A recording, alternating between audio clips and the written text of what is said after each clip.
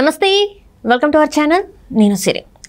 భారతిరెడ్డి గారి నంబర్కి చంద్రబాబు నాయుడు గారు ఫోన్ చేశారు. సో అప్పుడు మరి జగన్మోహన్ రెడ్డి గారు ఏమన్నారు? సో ఈ అంశాన్ని మనకు వివరించడానికి మనతో పాటు ఉన్నారు ప్రముఖ సీనియర్ జర్నలిస్ట్ జగదేవ్ గారు. నమస్కారం సార్. నమస్తే అమ్మా. సార్, ఇప్పుడు చూస్తున్నట్టయితే భారతిరెడ్డి గారి నంబర్కి చంద్రబాబు నాయుడు గారు ఫోన్ చేశారు, కానీ జగన్మోహన్ రెడ్డి గారు ఏమన్నారు అని చెప్పేసి అయితే కొన్ని వార్తలు వస్తున్నాయి. సో మరి ఏమని ఉంటారు, ఏం జరిగిందంటారు? ఇది వాస్తవానికి ఈ వార్త ఇప్పుడు వైరల్ అవుతున్న అంశం ఏంటంటే, ప్రమాణ స్వీకారానికి ప్రతిపక్ష నేత ఒకవేళ ప్రతిపక్ష హోదా లేకపోయినా రాష్ట్రంలో మెయిన్ వీళ్ళిద్దరికే కదా పోటీ నెలకొంది. బట్ 2014 నుంచి 19 వరకు ప్రతిపక్ష నేతగానే ఉన్నారు కదా జగన్మోహన్ రెడ్డి గారు.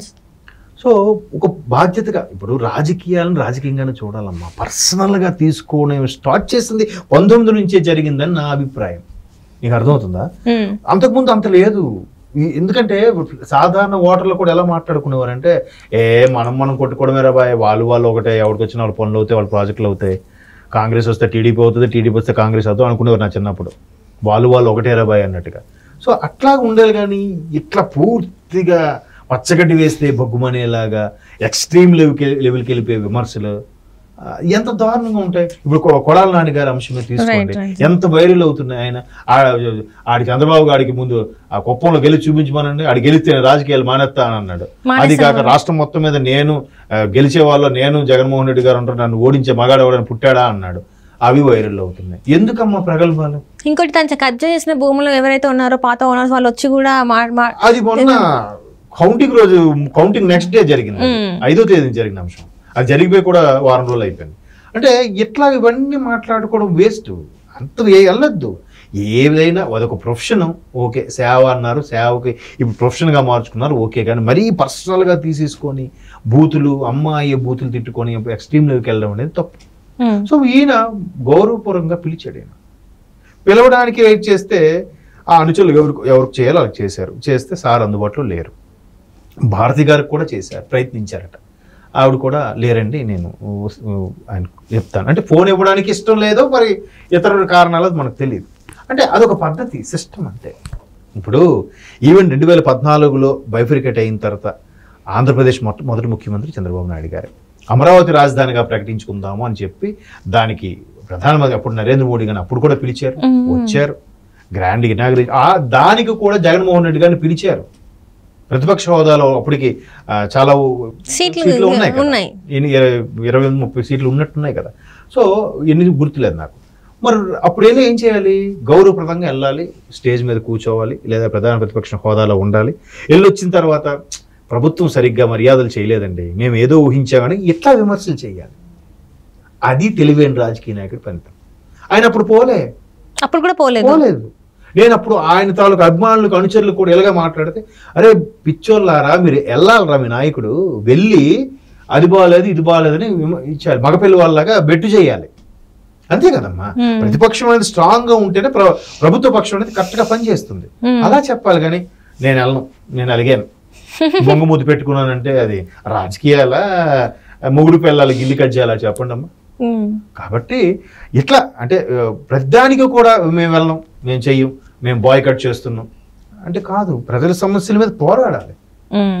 వీలే ముందు బాయ్కట్ చేస్తాం వెళ్ళిపోవడం ఏంటి? స్పీకర్ సస్పెండ్ చేశాడంటే అర్థం ఉంది. కానీ ప్రజల సమస్యల మీద పోరాడి ఏంటి వాటి చోటు మాకు ఇది కాదు, మీరు అమరావతి అన్నారు, ఇంకెప్పుడు చేస్తారు, ఇంకెప్పుడు డెవలప్ చేస్తారు, ఇంకెప్పుడు కడతారు, ఎట్లా ఎంత చేసినా మళ్ళీ ఏదో లోటుపాటు ఉందనే చెప్పాలి, అంతే కదా.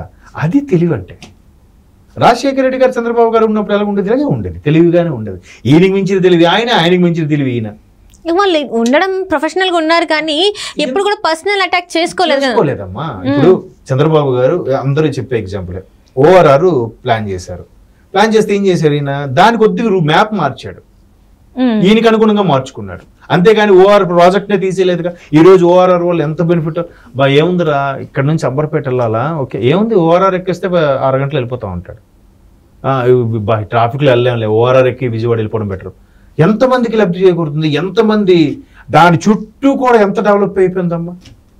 ఈరోజు రేవంత్ రెడ్డి గారు మూడు జోన్లుగా ప్రకటించారా. హైదరాబాద్ ORR పరిధి వరకు ఉండేది ఒకటి హైదరాబాద్ అట. ఆ తర్వాత ORR నుంచి RRR మధ్యలో ఉన్నది ఒకటి, RRR నుంచి ఎల్లలు అంటే తెలంగాణ బార్డర్ వరకు ఉన్నది ఒక రీజన్ గా ప్రకటించాడు. ఇది ఎలా వచ్చింది? ఇది ఆ ఓఆర్ఆర్ పుణ్యమే కదా, regional ring regional ring road, ఆ రీజనల్ రింగ్ రోడ్ ఓఆర్ఆర్ ముందు అవుట్ రింగ్ రోడ్ వల్లే కదా ఇదంతా ఒక్కొక్కటిగా స్ప్రెడ్ అయ్యింది, ఎంత ల్యాండ్ కాస్ట్ పెరిగింది, అవునా కదా. మరి అట్లా తెలివిగా ఉండాలి. ఇప్పుడు ఈవెన్ డొమెస్టిక్ ఎయిర్లైన్స్ ఉంది, ఇంటర్నేషనల్ ఎయిర్పోర్ట్ గా నానా బాధలు పడి తెప్పించుకున్నాడు ఆయన. శంషాబాద్ వచ్చేసరికి కరెక్ట్ గా గవర్నమెంట్ మారిపోయింది, రాజశేఖర రెడ్డి గారు రిబన్ కటింగ్ చేశారు, దాన్ని రాజీవ్ గాంధీ ఇంటర్నేషనల్ పెట్టి మార్చారు. అది తెలివి కదా. బట్ అక్కడ కూడా చిన్న మిస్టేక్ ఏంటంటే డొమెస్టిక్ ఎయిర్లైన్స్ కి ఎన్టీఆర్ ఎయిర్లైన్స్ అని ఉండేది, దాన్నే పెడితే ఎంత బాగుండేది ఒక తెలుగువాడి పేరుగా.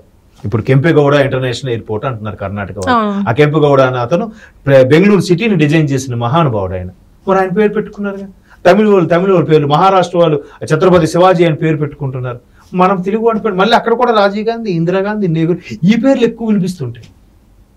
మిగతా వాళ్ళ నాయకులు లేరా కాదో తెలియదు, చేయట్లేదా ఎందుకో మరి. ఈ ప్రశ్న చేస్తే కొంతమంది ఫీల్ అవ్వచ్చు, వాళ్ళ అభిమానం దెబ్బతినొచ్చేమో. కానీ నాకు అదే డౌట్. చాలా వాటి వరకు నెహ్రూ గారి పేరు, గాంధీ గారి పేరు, రాజీవ్ గాంధీ గారి పేరు ఇవే వినిపిస్తుంటాయి. ఇంకెంతమంది ఉన్నారు దేశభక్తులు, దేశ నాయకులు, చాలా అరుదుగా వినిపిస్తుంటాయి కదా. అలాగా ఇప్పుడు ఎన్టీఆర్ గారి పేరు ఉంది కదా, అదే కంటిన్యూ చేస్తే అయిపోయారు కదా. అక్కడ అది జరిగింది. అంటే అలాగా రాజశేఖర రెడ్డి గారు ప్రతిదీ కూడా ఓకే. ఇప్పుడు ఆరోగ్యశ్రీ ఉంది, ఆయన వచ్చిన తర్వాత మంచిదని తీసేశారా? ఆరోగ్యశ్రీ తీసేయడం ఏంటి? అన్నా క్యాంటీన్ ఉంది, అన్నా క్యాంటీన్ మూసేశారు. పోనీ పేరు మార్చండి అయ్యా, రాజన్న క్యాంటీన్ ఇంకేదో పెట్టండి. మీకు ఇష్టం లేదు అక్కడ ప్లేస్ మూసేసి ఇంకోదో పెట్టండి. దాన్ని రంగులు మారిస్తే మీరు ఫీల్ అవుతారు అనుకుందాం, ఆడికి పేరు ఉండిపోద్దు అనుకుందాం, మార్చండి. మార్చారు కదా, అలా చేశారు కదా. ఏం చేశారు అంటే రంగులు మార్చేసి వాళ్ళ ఇష్టం వాడికి మార్చుకున్నారు. వీటికి క్యాంటీన్ అయితే కంప్లీట్ మూసేశారు. ఇప్పుడు వైజాగ్ లో చాలా సాఫ్ట్వేర్ కంపెనీలు వచ్చాయి బాబు గారు వచ్చిన హయాంలో. బైఫ్రికేట్ అయ్యాక కూడా బీపీఓస్ కంపెనీలు వచ్చాయి. ఇప్పుడు ఒక్కటి లేదు అక్కడ. ఎందుకు లేదు చెప్పండి. అలాగా ప్రతిదీ అంత పర్సనల్ గా తీసుకొని ఫీల్ అయిపోయిన అవసరం లేదు. గౌరవంగా వెళ్తే ఆ హోదా అక్కడ ఎంతమంది మహానుభావులు ఒక్కసారి ఈయనకున్న క్రేజ్ కూడా చూస్తారు. అరే వచ్చాడు మళ్ళీ. అందుకే పవన్ కళ్యాణ్ గ్రేట్ అని ఎందుకు అంటున్నారమ్మా? 2 స్థానాల్లో ఓడిపోయినా, ఒక్క ఎమ్మెల్యే పదవి కూడా లేకపోయినా పోరాడాడు, నిలబడ్డాడు, చిన్న చెడ్డీ వేసుకున్నాడు కూడా ఆయన ట్రోల్ చేశాడు, విమర్శించాడు. ఈరోజు పొద్దున చూస్తే బాబు గారు రాగానే ఫస్ట్ కేరింతలు కొట్టారు. ఆ నెక్స్ట్ పవన్ కళ్యాణ్ రాగానే కూడా ఆయనకి కూడా అదే జనసందోహం, కేరింతలు. ఎట్లా సాధ్యమో?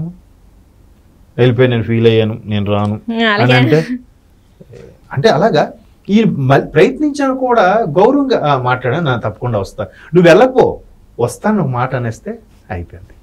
బట్ మొన్న మాత్రం శుభాకాంక్షలు తెలియజెప్పారు, అది సంతోషం. కనీసం పవన్ కళ్యాణ్ గారికి, చంద్రబాబు గారికి అలాగే ఉండాలమ్మా. అది రాజకీయం తల్లి, దాని పేరే రాజకీయం. యాక్చువల్గా పాజిటివ్ అయినా నెగిటివ్ అయినా తీసుకున్న వైబ్ ఉండాలి. ఆ వైబ్ లేకపోవడం వల్లనే మనుషులు ఇట్లా ఉన్నారేమో అనిపిస్తుంది. ఖచ్చితంగా తీసుకోవాలి. అది ఎటువంటిదైనా, ఎటువంటి విమర్శ అయినా, ఎన్నన్నా. మరి లోకేష్ గారిని ఎందుకంటే అంతగా పొగుడుతున్నారు ఇప్పుడు జనాలు? ఒకప్పుడు ఎంత ట్రోల్ చేశారమ్మా. ఆయన ఎంత మార్చుకున్నాడంటే మాట తీరు నుంచి పర్సనాలిటీ వరకు అన్ని మారిపోయాయి. ఈ రోజు ఆయన చిటికేస్తే కొన్ని 100 మంది యువ నాయకులు వస్తారు ఆయన.